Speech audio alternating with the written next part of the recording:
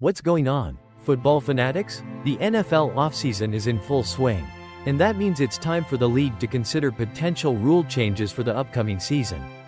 This year, there are three main proposals that have been brought forward, and they could definitely impact the way the game is played. First up, we have the Green Bay Packers proposing a rule change that would effectively eliminate the controversial Tush push, also known as the brotherly shove.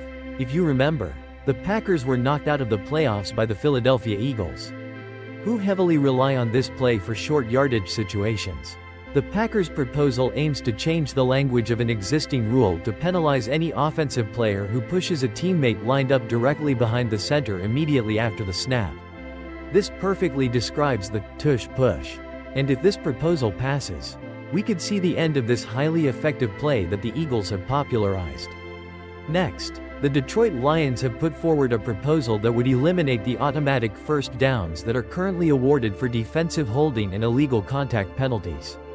This is an interesting one, as these penalties can often have a significant impact on the flow of the game. The Lions are clearly looking to adjust how these infractions are handled. Finally, the Philadelphia Eagles aren't just on the receiving end of a proposed rule change, they've put one forward themselves. The Eagles are proposing that the NFL adopt a two-possession overtime rule for all games, both in the regular season and the playoffs. Currently, only playoff games and the Super Bowl guarantee both teams a possession in overtime, while regular season games can end if the first team with the ball scores a touchdown. The Eagles want to see that two-possession format extended across the board.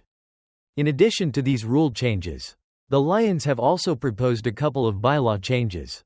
One deals with the timing of placing players on the reserve, inactive list, which is more of an administrative tweak. But the more impactful bylaw proposal from the Lions would restructure how the playoffs are seeded.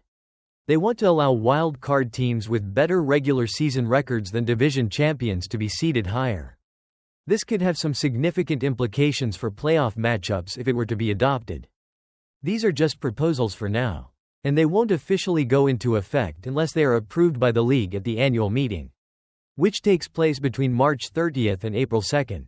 It's going to be fascinating to see which of these potential changes get the green light and how they might alter the landscape of the NFL in the 2025 season.